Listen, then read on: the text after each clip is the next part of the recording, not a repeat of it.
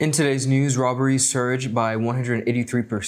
Marlene PENN TROTMAN hailed for decades of public service and care. Health Ministry equips officers with tools for a macro-level analysis. BVI to host the first festival merging Caribbean literature and cinema. We have the details of this and much more when 284 News returns. At Higher BVI, we're not just about business. We're about empowering lives, and that is because we aspire to inspire. By choosing us, you're supporting a company that believes in equal opportunities, diversity, and community growth. Our mission goes beyond profit.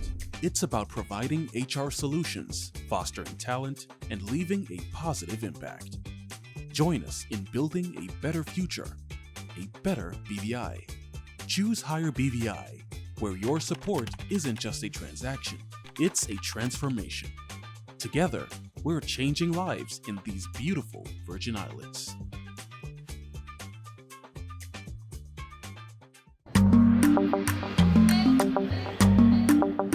Yo, everything good there? Aye. This thing got me one way, daddy. What do you mean? Ever since I hook up with this thing, I can't eat, I can't sleep. This is the first thing I touch it when I reach home. What do you really? Hey, this ain't like you know. Dad, this thing got me staying home, keeping out of trouble me. Wow. What your name is? Shit. I talking about my CCT life. Don't worry about missing your favorite series, sports, news, and local programming. Come to CCT today and sign up for CCT Live to access over 80 channels. CCT Live. Bring it home. 1 month free trial turn into 5. 5 months turn into, well, you know I hop. I watching ball. I even watching football. Dad, Nickelodeon, Paw Patrol. I am hooked. Hook, I tell you. Hello everyone and welcome to this edition of 284 News. It is Tuesday, May 20th, 2025. I'm Ron Grant bringing you the very latest out of Tortola in the Virgin Islands. Thank you so much for joining us and a happy Tuesday's wish to all. Gun-related robberies in the Virgin Islands have surged dramatically in 2025 with a whopping 183% increase compared to the same period in that of 2024. This is according to Acting Deputy Commissioner of Police Kendrick Davis of the Royal Virgin Islands Police Force. Now, the statement was made during a press engagement on Friday, May 16, 2025. Between January and April of 2025, there have been 19 reported robberies, 17 of which involved firearms, up from just 6 in the same period last year, only 3 of which were gun-related. In the period January to April of 2024, that's last year, we had 6 robberies. 3 of these were gun-related. But in the same period this year, we have seen 19 robberies, 17 of which involved the use of firearms. This means that robberies have increased by 14 incidents. And that is for January to April of the respective years. Davis noted that bars, pubs, and other cash-intensive businesses have been primarily targets for criminals seeking cash, jewelry, and valuables from unsuspecting patrons.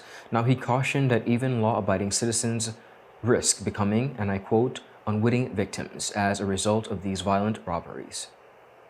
A key feature of these gun-related robberies is that offenders appear to be targeting bars, pubs, and other similar locations which deal with cash. And of course, their interests seem to be around cash and jewelry worn by patrons. Davis also touched on the number of shootings across the territory, especially in Tortola, which has resulted in 2 deaths of residents who were specifically related to organized crime.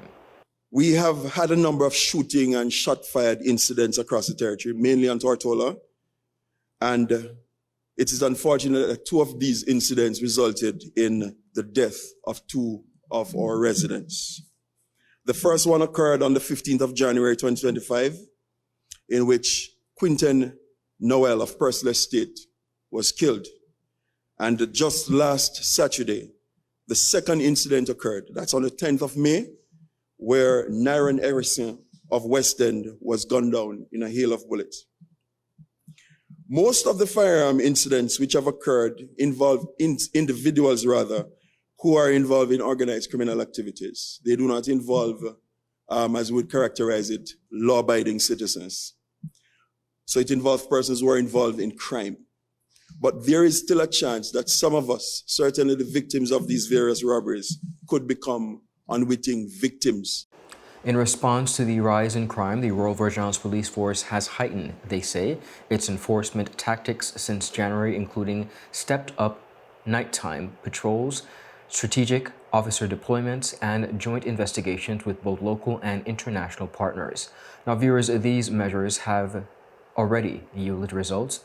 Davis has also highlighted specific operations, including the recovery of a firearm with 6 rounds of ammunition during a robbery intervention and 200 rounds of ammunition recovered during a vehicle stop within the Cane Garden Bay area. Several suspects have been detained. Earlier in the year, after we recognized that there was this upward trajectory, we augmented our measures to mitigate them. We are thankful to the members of the public who engage with us to the extent that we have been able to see some result. As a result of what we did over the last several weeks since January, we were able to recover 9 firearms. This is 1 more than we recovered in the same period last year. And we were also able to recover 397 rounds of ammunition, which is 194 more ammunition than we recovered last year. Our increased presence, especially at nights, have been effective to reduce some of these crimes, including firearm crimes. For instance, just a few weeks ago in the banking district, our proactive patrol thwarted a robbery and recovered a firearm along with 6 rounds of ammunition. And of course, earlier in the year, we recovered about 200 rounds of ammunition during a routine stop and check in the Cane Garden Bay area. In connection with these recoveries, we've arrested and charged several individuals, and some of them are currently before the court, awaiting trial. Davis reiterated the Royal Virgin Islands Police Force's commitment to public safety, urging community members to remain vigilant while authorities continue to combat the rising threat of gun violence within the territory as it pertains to crime. Gun crime has always been a long-standing concern. The recent sharp increases has garnered our collective attentions and therefore require our collective action, and that is for both police and the public alike. We are committed as the RVIPF to doing all we can, all that is within our powers and resources to rectify these matters and to reduce crime, gun crime in our communities. The support of the public is very important in this. There is a sort of fierce urgency of now, which demands that together we pause, reflect, and consider how we could rectify this problem. Indeed, we are at a critical inflection point where we as a society, police, public, and I might add the media, need to work together to rectify this problem. The Virgin Islands is mourning the loss of the founder of the Family Support Network, FSN, Marlene PENN Trotman, who died Monday morning after a period of brief illness. For many years, PENN Trotman hosted Marlene's Kitchen on ZBVI Radio. The program, with a simple title, regularly dispensed wisdom with great humor, and Christmas time was a favorite where she shared her black cake recipes as well as others.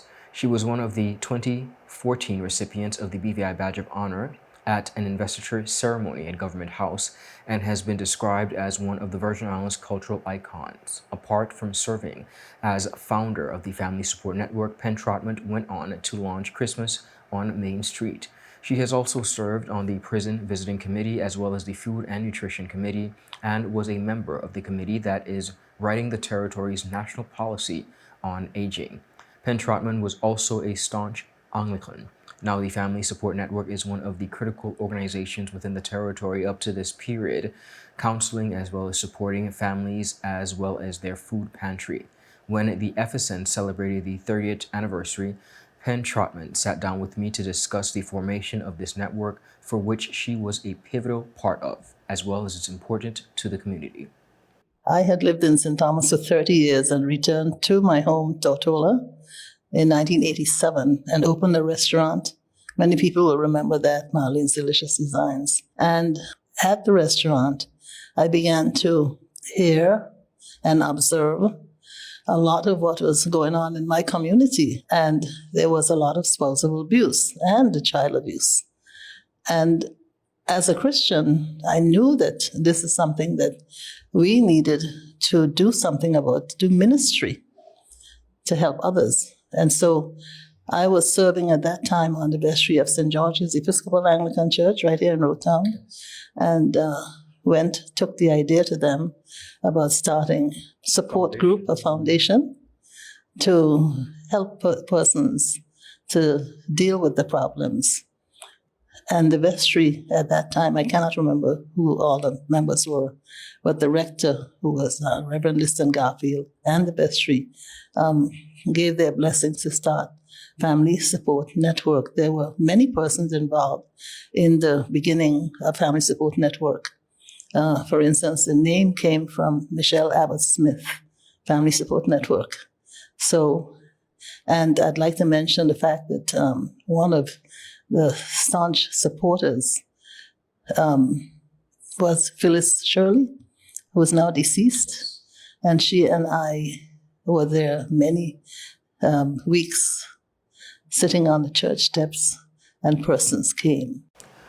On behalf of the management staff, Board of Directors of BVI Cable TV and CCT, we extend our condolences to the family of the late Marlene PENN Trotman. Up next, KISHMA PENN links school discipline issues to home habits. We have the details of this and much more when 284 News returns.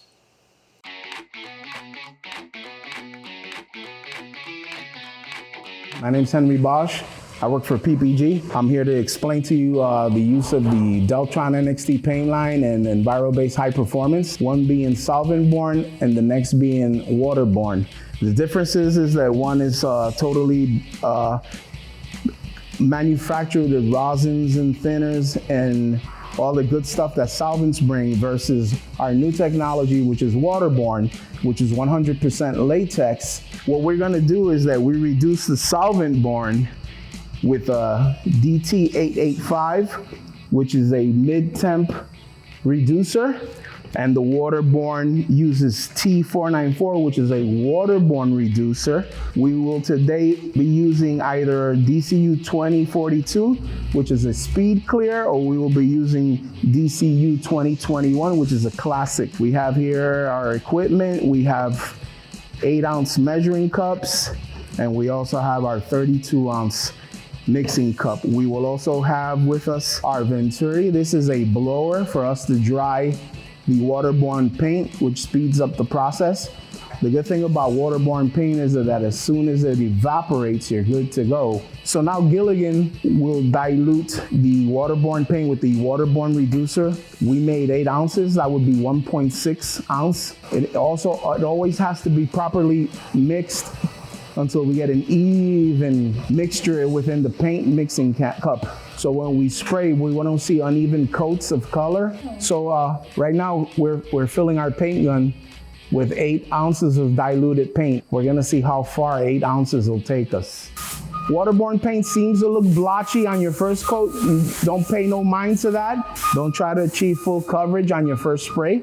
Excellent, let it dry. So the process in waterborne is 2 even coats, and then we have what we call a dust coat.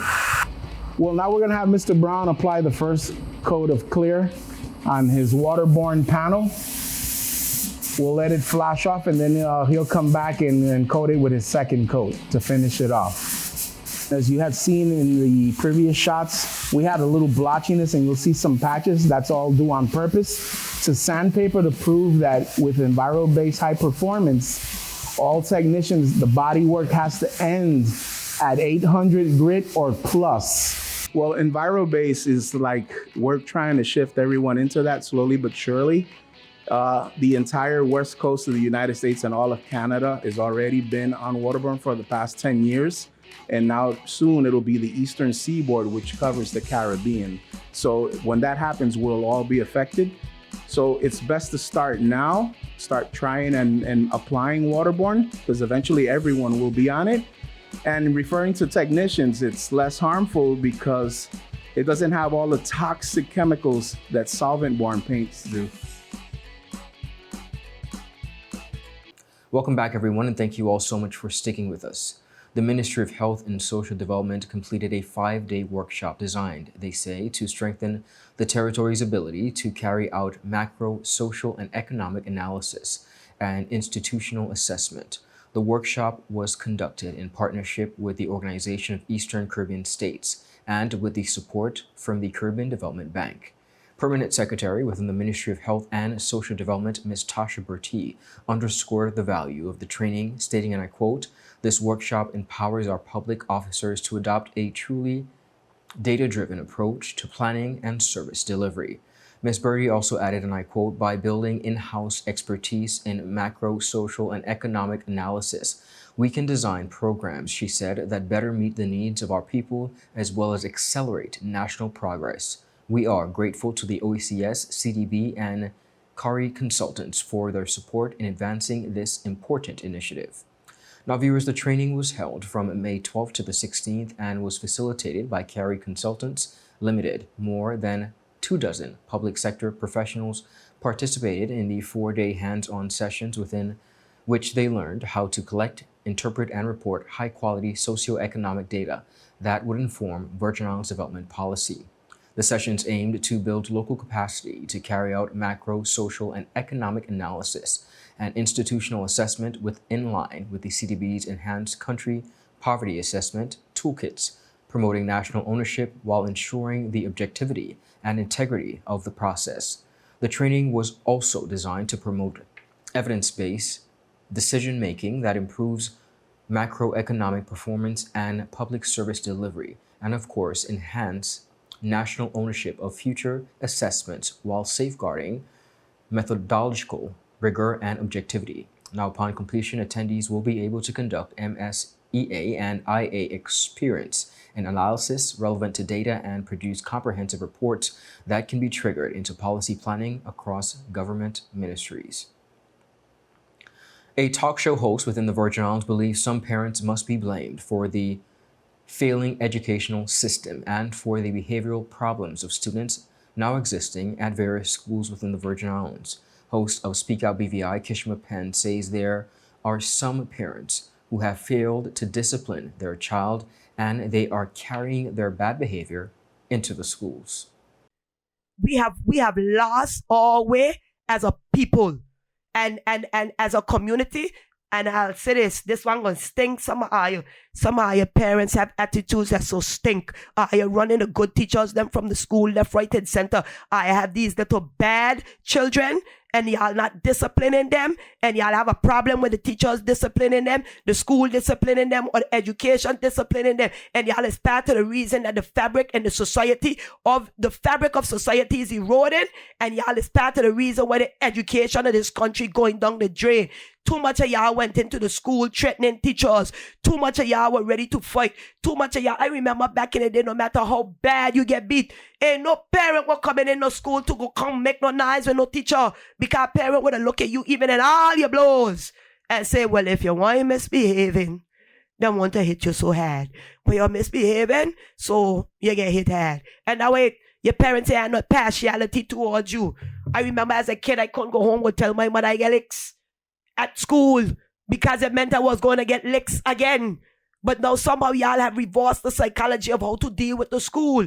Y'all children come and say, hey, mommy, daddy, I get licks. And before asking any other situation or even asking the teacher properly what the situation was, you're going in there ready to fight? Ready to fight? Some of y'all don't actually take it to the point of fighting. Some of y'all walk on the people on campus and actually rag up the teachers them and beat up the teachers them. And then when you do that, how does your child respect the teacher going forward? PENN says some parents have failed to follow the regulations and dress code of the school, which have resulted in their child or children being disciplined or, in some cases, sent home. She says much of this will not happen if parents do the right thing. A lot of us will say, oh, the teachers them don't talk to the children them nice. Yes, that is true. Even if the teacher don't talk to your child nice, that don't give your child the right to cuss out the teacher. That don't give your child the right to hit the teacher. That don't give your child the right to threaten the teacher. And that don't give you the right to do those things either. If you don't like what the teacher said to your child, if you don't like the way they spoke to your child, if you have an issue and you and your child having an issue with a particular teacher, the steps is to call a meeting. You go to the principal, you tell the principal what's happening, and you ask for a meeting. Or you could go to the guidance officer. You tell the guidance officer what is happening, and the guidance officer will facilitate the meeting. Not going in there like Bad John and Bad Mama and mashing up everybody who it say something to your child. That's not the way you handle things. There was a teacher in my son's academic career. I didn't like this woman.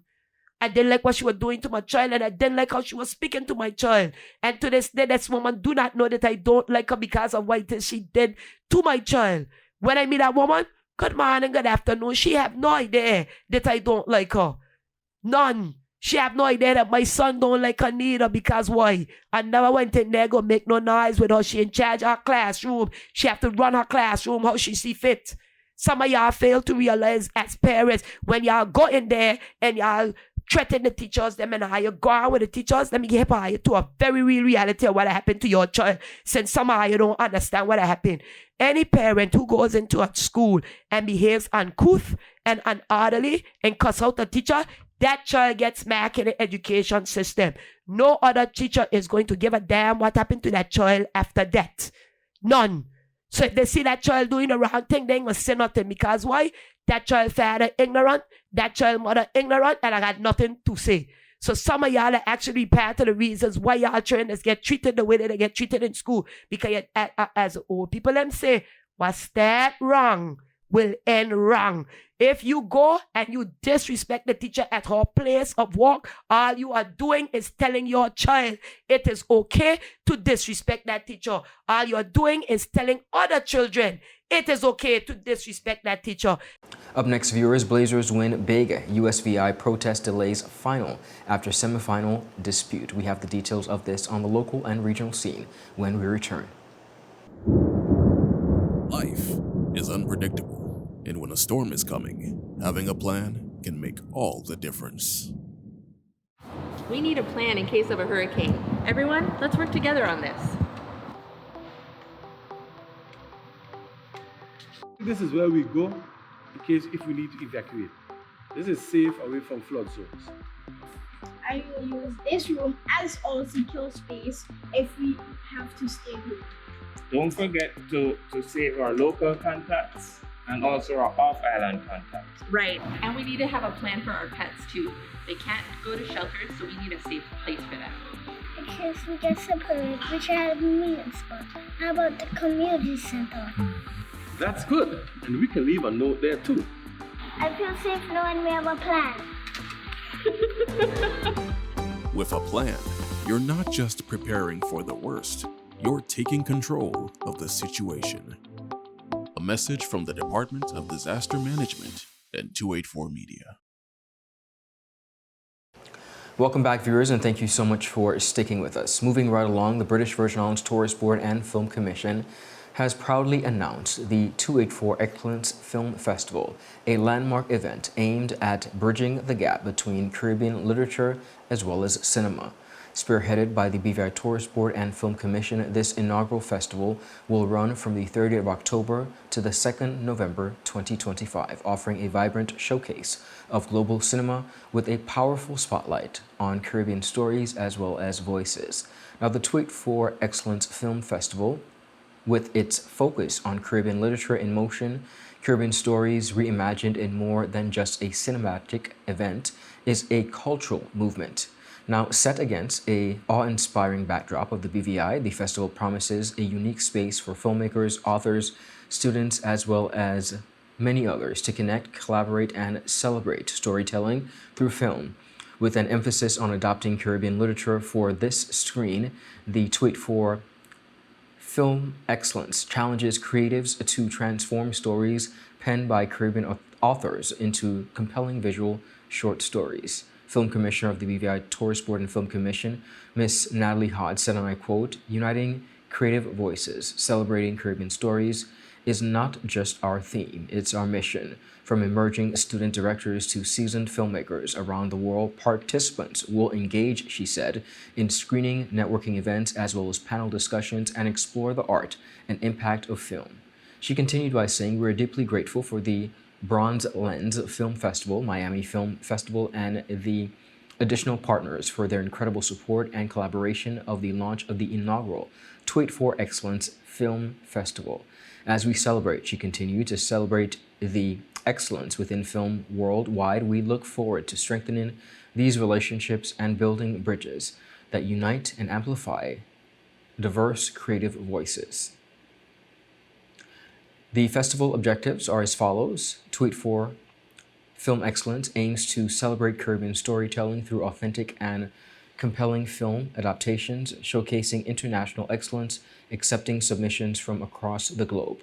Of course, this is to promote the BVI as a cinematic and cultural destination, support talent development, particularly among youth and local creatives, foster cross-cultural exchange through collaborative artistic opportunities. Categories at a glance are the Local Lens, a short film by BVI adult filmmakers, Student Smartphone Contest, Say Less, Viral Video Challenge featuring youth content creators. Regional competition includes Caribbean Chronicles, One Story, Many Visions, multiple interpretations of a single Caribbean literary work.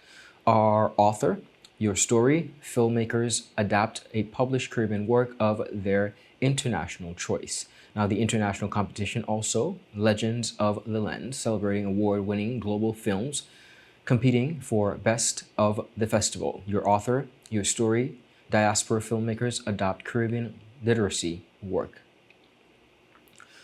On the matter of sports, the VG Bayside Blazers were crowned champions of the 2025 King of the Courts Caribbean Championship after a commanding 87-67 victory over Tortola on Sunday, May 18th at the Multipurpose Sports Complex, backed by Byers Creek Resort and Marina and the 9th District Representative, the Honorable Vincent O. Wheatley. The undefeated Blazers dominated early, building a 34-point lead en route to securing the Premier Cup at $15,000 cash prize. Tion D. Trimble led all scorers with 29 points and earned the most assist awards with 20 assists across the tournament. Raheem E. Carter's 23-point performance earned him the very final MVP title. Ronald Lee Delph added 14 points and was named most rebounds and most blocks, while Austin O.